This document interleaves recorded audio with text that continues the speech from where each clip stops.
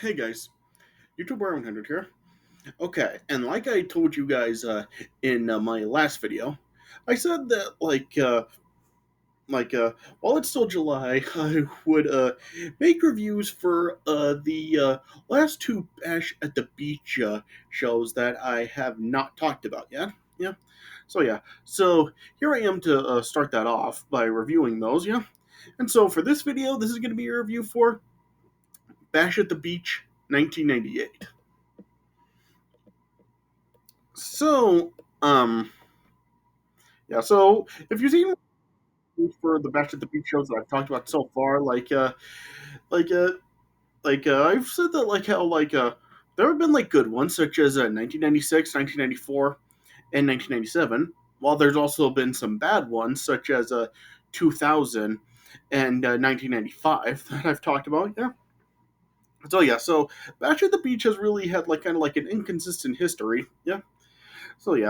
And as far as this show goes, um, this show really was not good. I mean, this was a pretty bad show. I mean, it's not like absolutely like terrible. Like there's like some decent and good stuff on the show, but it really is like just an overall a pretty bad show.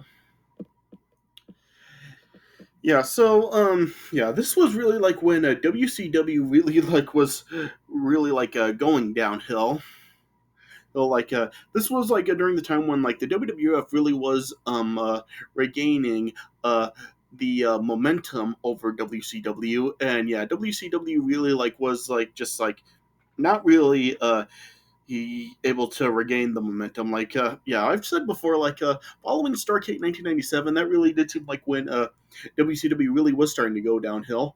And it really does kind of like show here because this really was just like a pretty bad show. And in 1998, like in WCW, like they really were not like doing very good at all. It really was like when WCW really was starting to get really bad. Like I've already talked about like a few WCW shows in 1998 and how they really were not very good. And this is another example of that. Like, of course, like they did get like a progressively worse in like 1999 and 2000. But this was really like the start of in 1998, this really was like when WCW really was like starting to go downhill, and it really does show with this show. Yeah, this really was just like a not a really good show at all. I mean, one of the problems I really feel that the show really has is like it just has like too many matches on the show. Like the show has like total of like 10 matches, and a lot of them, like well, pretty much like all of them, are like very relatively short. The longest like a lot of these matches like could go, except for the main event.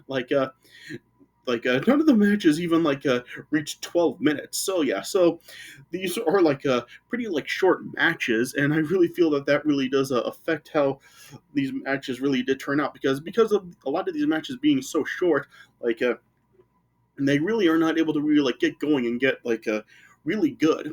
And and I really do think that that really does affect the matches on the show, and it really does affect the show because like uh like there are like some like matches that really are like kind of decent, but they really are just like just so short, and they don't really last long enough to really get into gear, and they just end up being like decent when you think that probably they could have actually been like a pretty good matches if they actually did like were able to like last longer and really like get into gear, but they just don't.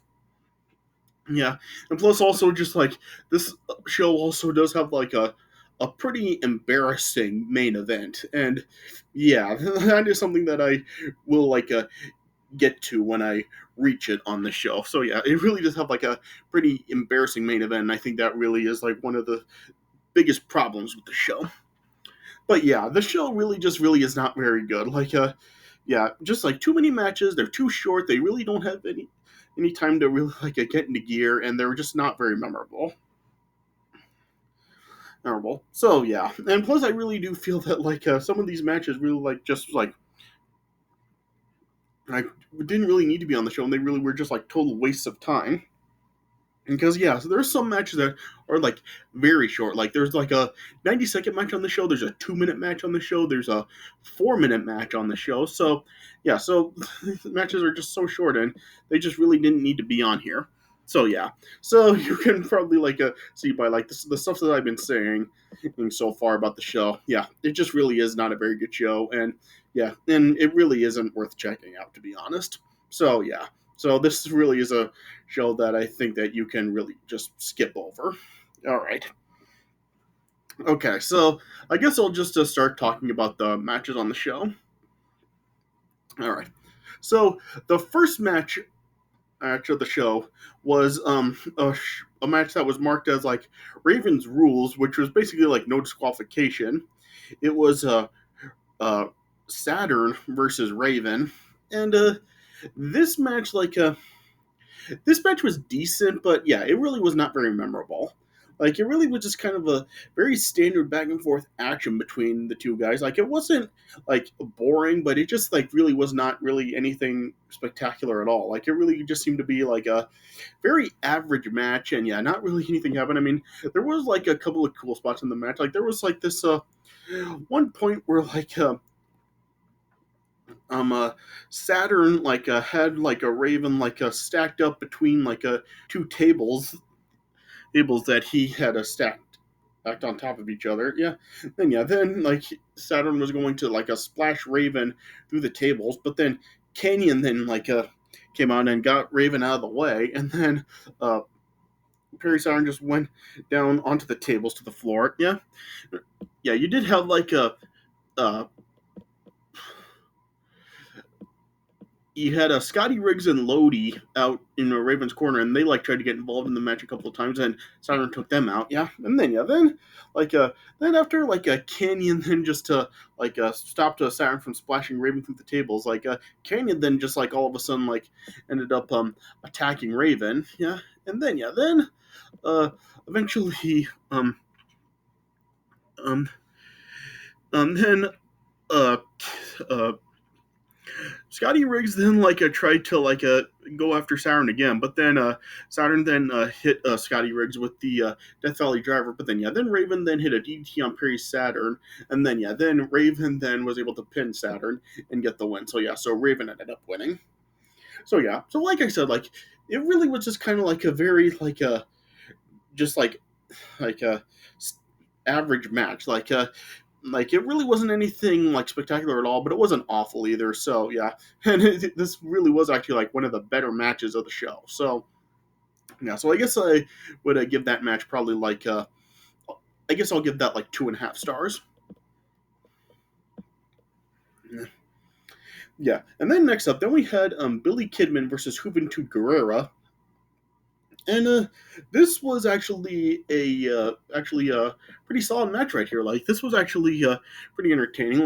Once again, not really anything too memorable happened, but yeah, it was a nice solid back and forth cruiserweight match. Yeah, I mean, I've said many times before how the cruiserweight division was really one of the best things about WCW, and how the cruiserweight division really was always talented, even in like the years when WCW really was getting really bad, such as at this time.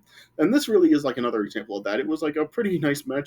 There was a cool spot where a Billy Kidman hit Juventud Guerrero with a BK bomb, but Juventud Guerrero survived it. Then Juventud Guerrero then was able to avoid a shooting star press from Billy Kidman. And then Juventud Guerrero then hit a 450 splash on Billy Kidman, and then Juventud Guerrero then was able to pin Billy Kidman and get the win. So Juventud Guerrero ended up winning.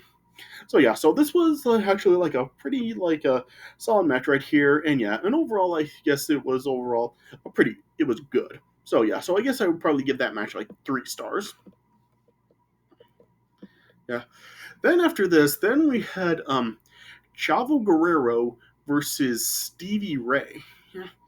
And yeah, this was the match I was talking about. This match only lasted a minute and a half. Chavo had a scheduled match here against Eddie Guerrero that was going to happen right after this match. Yeah, so I'm not exactly sure why they even bothered having this match on the show. It really just seemed like a waste for Stevie Ray. You couldn't have had a Stevie Ray having a tag team match with Booker T, have a Harlem Heat have a match here. You really had to do this with Stevie Ray. Yeah, so yeah, and like I said, this was only a minute and a half long, and you just pretty much had a Chavo Guerrero taunting And then then like as he reached out for Stevie Ray's hand, as Stevie Ray like was holding on to Chavo's hand, Chavo then just like tapped out. So so Stevie Ray just ended up getting the win like that. So so this match really was just like a waste of time. Like, why did they even bother putting this on? So it was only like a minute and a half long, and there wasn't really any actual wrestling. So I'm not really going to be rating this, but this was really just a waste, and this didn't need to be on the show at all. All right, but then immediately after this, then we had Eddie Guerrero versus Chavo Guerrero and a hair versus hair match. And this was actually a really good match right here. This was definitely the best match of the show. Like you might remember, like in the WWE, like in like 2004, like when these guys were feuding after the Los Guerreros disbanded, and they did have like some pretty good matches, such as at Royal Rumble 2004.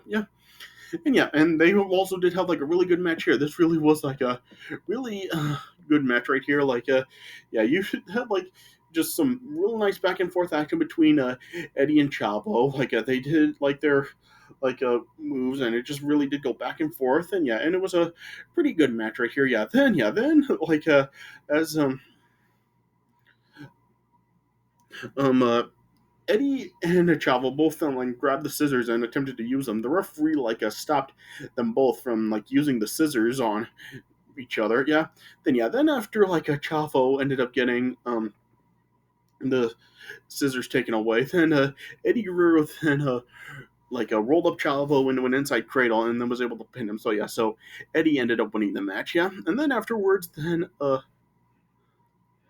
and as Eddie then was just like preparing to shave Chavo's head, Chavo then just ended up like just taking the razor, and then Chavo then just ended up like shaving his own head. So just like this was just something to kind of show how like Chavo was like kind of crazy in the WCW, because in WCW Chavo really like was doing like some very unusual and crazy things. So I guess this was really just to like show the kind of character that he was in WCW. So but this really was like a really good match right here, and and it was definitely the best match of the show. So if you really do have to like watch something from the show, then this is probably the match that you would want to see. So I would give that match, I guess, 3.5 stars. So the show really like from this point like so far, like the show really does actually sound like pretty decent, like based on like the first 3 matches so far. Well, not counting the Stevie Ray match, obviously. Based on like the matches so far, the show actually does like sound pretty decent, right? But after here, this is really where the show is like does get like a really bad. All right. Then after this, then we had Disco Inferno versus Konnan. And seriously, come on. Like, this is what you do with Konnan, like a member of the Wolfpack, and you have him be in a match against Disco Inferno of all people. And this match only lasted like 2 minutes. Like, come on. Like, seriously, like, why did you even bother like having this match if it was only going to last 2 minutes? It was basically just Konnan and Disco Inferno like fighting for like a couple minutes. Then at one point, then Alex Wright, who was at ringside with Disco Inferno, then like attacked Konnan while the referee was distracted. But then you also had like Lex Luger and Kevin Nash in Conan's corner, and then Lex Luger then like got Alex Wright in the torture rack. Then Kevin Nash came in as the referee was distracted, and then hit a jackknife powerbomb on Disco Inferno. Then Konnan then got Disco Inferno in the Tequila Sunrise, and then Disco Inferno then ended up tapping out. So Konnan ended up getting the win. So like I said, this was only like a 2-minute match. So why the hell did you even have this on the show? So this is another example. Just like, why did they even bother having this match? Like there were like 10 matches on the show, and like for 2 matches now they have them be so short, and just have them be like totally useless matches on the show, where you could have really like given more time to bigger matches on the show. So just why did WCW do this? I really don't understand it. But like a 2-minute match, and this really was just like a total waste of time, and just like a shame that they did this with Konnan. So yeah, so I really don't know what to really rate that. I guess I'll just give that like a I'll I give that half a star. All right. Yeah. Then next up, then you had the Giant versus Kevin Greene. And Kevin Greene, like he was like just like an NFL player at the time. Yeah, so I really don't really see like why WCW like uh had a football player be on the show, and also like with other sports athletes later on in the show, which I'll get to later. Yeah. So I really don't know like why they did this either. Like why did they do this with the Giant? Like you couldn't have had him be in a bigger match. Like both Konnan and the Giant, like you do the like you give them like these like wastes of matches. So yeah, this was just a shame here, and this really like was not good. Like it was basically just like the Giant beating Kevin Greene up for like 7 minutes, and Kevin Greene like got in like a little offense, but not much. I mean, he's a football player, he's not a wrestler, so yeah, he of course like he really wasn't able to do much. Then after, after like 7 minutes of action, then like the Giant then ended up chokeslamming Kevin Greene, and then he won the match. So yeah, just like a waste of a match, and just a shame that they did this with the Giant. So yeah, so I would give that probably like I'll give that like 1 star. Yeah. And then for the next match, the next up, it was originally supposed to be like the Cruiserweight Championship on the line with Chris Jericho defending the title against Dean Malenko, yeah.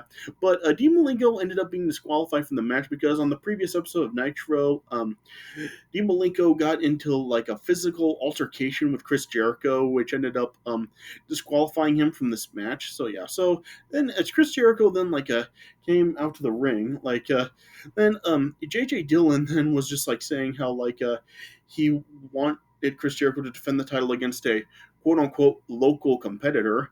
And then then after some like convincing, Chris Jericho then agreed to it. And so then Chris Jericho's opponent ended up being Rey Mysterio Jr.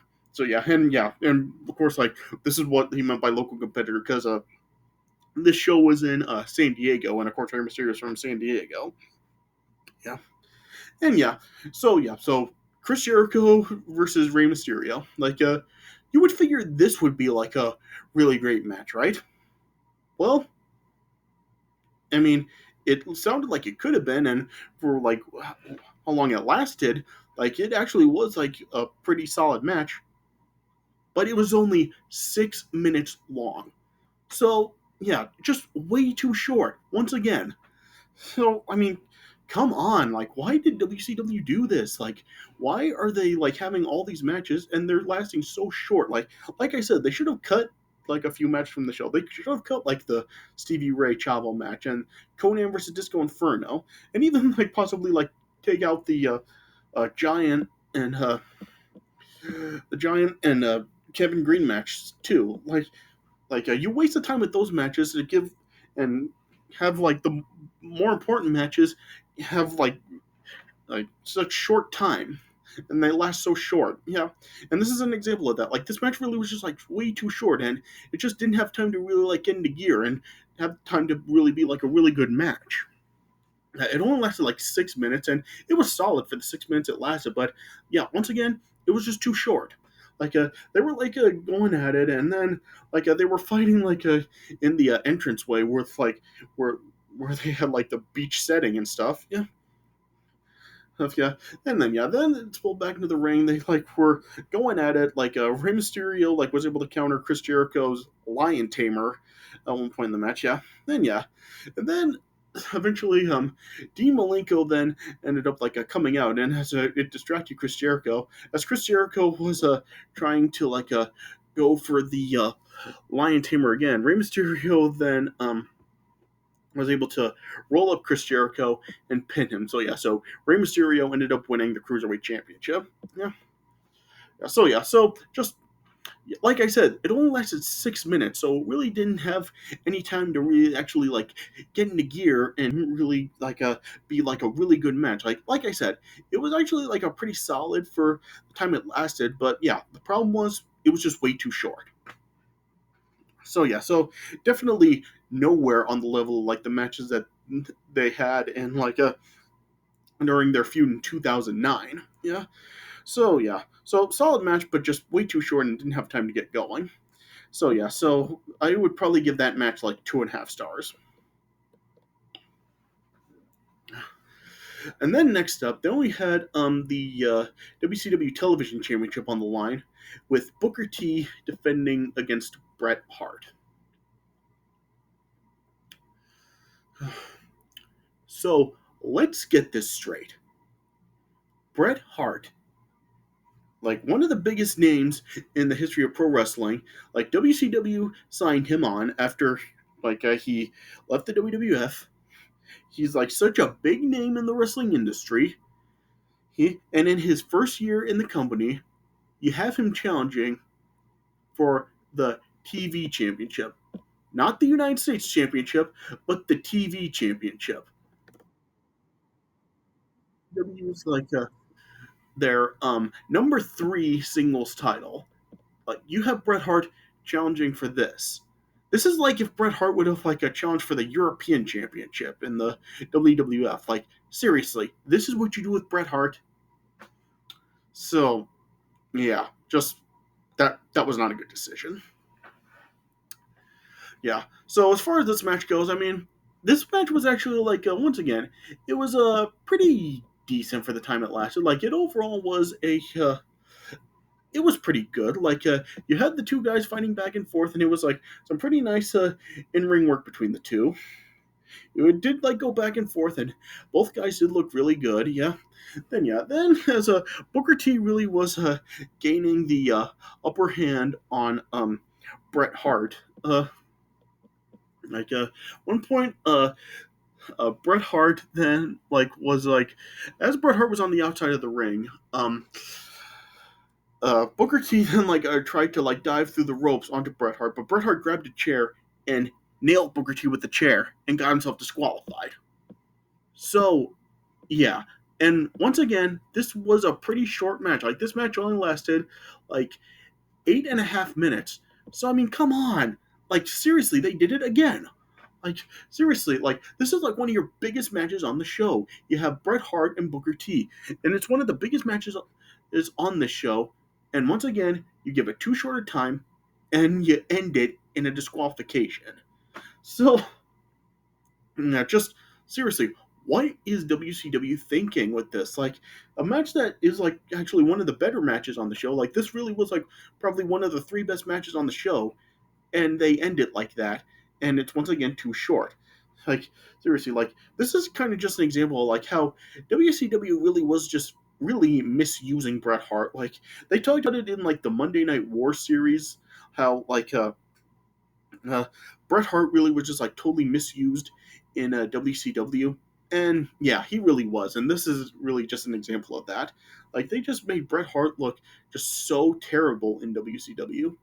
Yeah, and yeah, and this really was just like it was actually like a pretty good match, but just you ended in a DQ like this, and it's once again too short. So yeah, and then after like the match, Bret Hart like was continuing to assault Booker T, got him in like a figure 4 over the ring post. Then you had like a Stevie Ray then like a coming out. He doesn't actually like really do anything to really like help Booker T. Like Bret Hart just kind of like walked off, and Stevie Ray like didn't really like try to tend to Booker T. He really was just like watching Booker T in pain. And then like he like grabbed Booker T and really like walked him to the back, but not really like doing it in a way that he cares. Yeah, and I think this was like sort of like around the time when like a Stevie Ray really was like breaking away from Booker T and joining the NWO later on. I think this was like during that time when like Stevie Ray was like about to do that. So yeah, so I guess that's the reason why Stevie Ray was acting the way he was with Booker T here. Yeah, but yeah, this match overall, like while it still was too short and just ended awfully, it was still overall a pretty good match. So I guess I would probably give that match like 3.25. And then yeah, then next up, then we had the WCW World Championship on the line with Goldberg defending against Curt Hennig. Really? Like, You just had Goldberg winning the WCW World title on the previous Nitro against Hulk Hogan. So, big moment for Goldberg, right? And for his first title defense, you have it be against Curt Hennig. I mean, really? Seriously? This is who you get? Like, is anybody really going to believe that Curt Hennig is going to win the WCW World title from Goldberg? I mean, seriously, come on. Like, seriously, why couldn't they have just, given Hulk Hogan his rematch against Goldberg on the show? Like, they really did this for Goldberg, and they did what they did with Hulk Hogan on this show, which I will get to in just a minute. Yeah, just come on. This was just an absolute fail.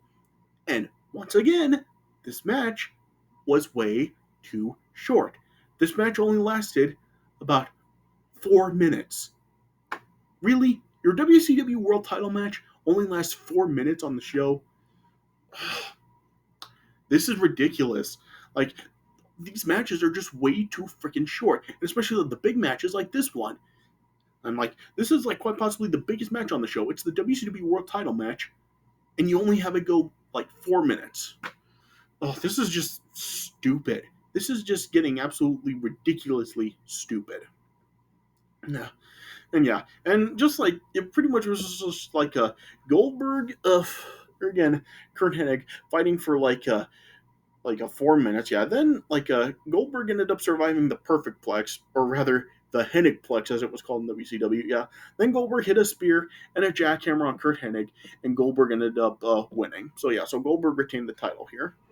Just come on, you give Goldberg such a great moment on Nitro with him winning the title from Hulk Hogan, and this is what you do with him to kick off his title reign. Oh my gosh, this is just absolutely ridiculous.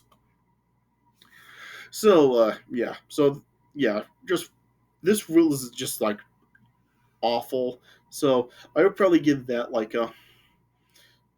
don't even know what to rate the match. I mean, I guess I'll give it 2 stars. All right. Uh, and then we got the main event. Oh Lord. Main event, we had Hollywood Hulk Hogan and Dennis Rodman versus Diamond Dallas Page and Karl Malone. Oh my gosh. I mean, was it not enough with the whole Kevin Greene stuff on the show? Wasn't it bad enough that you had a football player there be on the show against the Giant, but you have 2 basketball players in the main event of the show? Really? Just, oh my gosh. What was WCW thinking doing this? Seriously, this was just absolutely stupid. And this match, this was just absolutely embarrassing. This was just so freaking horrible, and it was just stupid, and just, oh my gosh, this just went on way too long, and it was just so freaking boring. You just had way too much stalling in the match. You have Karl Malone and Dennis Rodman staring down each other, and just whenever you had a move hitting in the match, they just kept stalling, and it just went on forever, and I was just getting so freaking frustrated watching this. I was just come on, do something already. And this was just absolutely awful. This just absolutely sucked. Nothing happened, and this match, it went on way too long. You have this all the time dedicated to this match. All the other matches, I've said, were just really really short, but this lasted over 20 minutes. Seriously, this is the match that you give a whole bunch of time to? Oh my gosh, this is just absolutely stupid. And you have Hulk Hogan and Dennis Rodman teaming up in the main event of Bash at the Beach now for the 2nd year in a row. Just, come on, Dennis Rodman is not a wrestler. Why are you doing this with him? Seriously, why did they freaking do this? I was just asking just a minute ago, why didn't they just give Hulk Hogan his rematch against Goldberg for the WCW World title on the show? Why didn't they do that? I mean, even if they just wanted to do even if they just did Hulk Hogan versus DDP in this for this match, I mean, that would have been fine. But why are you having 2 freaking basketball players be involved in this match. Like, this was just absolutely stupid. Yeah, and it was just like a whole bunch of stalling. Not really anything happened. Even like when a move like was actually connected in the match, like you just had like a whole bunch of stalling, and yeah, and it was just like so freaking bad. Like this was just like so boring, and I just got like so frustrated watching this, and this was really just embarrassing to see. Yeah, and yeah, and like I said, like you had like some moves executed, but it was just like a whole bunch of stalling here. Yeah, and then it ended with like a you had like a DDP hitting the Diamond Cutter on Hulk Hogan. And then as Dennis Rodman then tried to break it up, like or like a rather stop DDP from pinning Hulk Hogan. Then Karl Malone then hit Dennis Rodman with the Diamond Cutter. Then like as the referee like was distracted with Karl Malone and Dennis Rodman, then the disciple who was in Hulk Hogan and Dennis Rodman's corner then came in and then hit an apocalypse on DDP and then put Hogan on top of DDP and then Hulk Hogan then pinned DDP. So Hulk Hogan and Dennis Rodman got the win. So so just why did they freaking do this? This was just like awful, embarrassing, and just so freaking frustrating to see because of all the freaking stalling that happened in the match. So just I really don't even know really how to rate this. I really don't know like really what to give it because I mean it really was just like so boring and embarrassing. Just I really don't know what to rate it. I don't even really know if it really does make sense to even give this a dud. So I guess I'm really not going to be rating this, but yeah, this still was just like absolutely embarrassing, and it was just like so frustrating, and just this was just so awful to watch. Just why did you close it out like this? Like I said, why couldn't you just give Hulk Hogan his rematch against Goldberg for the WCW title? So not rating it, but yeah, it was awful. All right. So overall with the show, oh my gosh, I don't even know what to rate it. I guess I'll give it. Man, I guess I'm going to be giving it a 4.25 out of 10. Yeah, I mean, this really was just like a very awful show. Like I said, too many matches. They were too short, and yeah, and you just had like a lot of matches on those multiple matches on the show that you just really didn't need to have, and you really could have just cut to make time for bigger matches. And yeah, and that main event was just like absolutely embarrassing to see. So like I said, this I really do not recommend watching this show. Like it was just like so freaking bad, and yeah, and another example of just like how WCW really was going downhill and fast at this time. So definitely not a recommended show. All right. So I guess this is all I can really say about it. All right. And with how bad with, this show, like you would really think that maybe WCW really could, how it makes you wonder how worse WCW really was got after this, right? Well, the next Bash of the Beach show will really tell you how worse that they really did get in a year's time. So stay tuned for my review of the next Bash at the Beach show up next. All right, but I hope you guys did enjoy this review. So thanks for watching, and like I said, stay tuned for the my review for Bash at the Beach 1999 coming up next. All right. But yeah. So this is for my review of Bash at the Beach 1988. So I hope you guys enjoyed this review. So thanks for watching, and I'll see you guys later.